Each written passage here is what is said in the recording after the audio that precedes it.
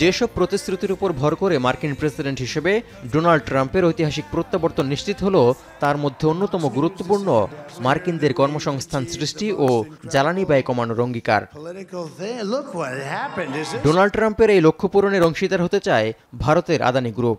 এর অংশ হিসেবে যুক্তরাষ্ট্রের জ্বালানি নিরাপত্তা ও অবকাঠামোতে $1000 কোটি বিনিয়োগ করার ঘোষণা দিলেন প্রতিষ্ঠানটির কর্ণধার গৌতম আদানি। নবনির্বাচিত মার্কিন প্রেসিডেন্ট ডোনাল্ড ট্রাম্পকে শুভেচ্ছা জানিয়ে সামাজিক যোগাযোগ মাধ্যম এক্সে দেয়া এক বার্তায় একথা জানান আদানি গ্রুপের চেয়ারম্যান। বলেন, 15,000 কর্মসংস্থান সৃষ্টির লক্ষ্যে যুক্তরাষ্ট্রের জ্বালানি উৎপাদন খাতে বিনিয়োগ করতে চান তিনি।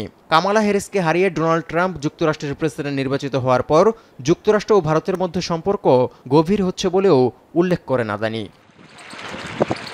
ডোনাল্ড ট্রাম্পের জয়ে ভারত অনেক বড় আশায় থাকলেও ট্রাম্পের রক্ষণশীল নীতির কারণে কিছুটা উদ্বেগও রয়েছে, যার মধ্যে অন্যতম কারণ শুল্ক নীতি।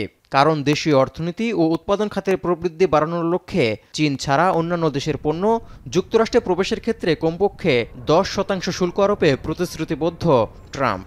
শুধু চীনা পণ্যের উপর 60% আমদানি শুল্ক আরোপের ঘোষণা দিয়েছেন যুক্তরাষ্ট্রের 47তম প্রেসিডেন্ট।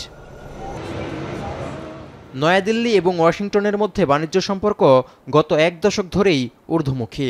এমনকি ভারতের শীর্ষ রপ্তানি গন্তব্যও যুক্তরাষ্ট্র। 2023 সালে ওয়াশিংটনে $12,000 কোটি পণ্য ও পরিষেবা রপ্তানি করেছে দিল্লি।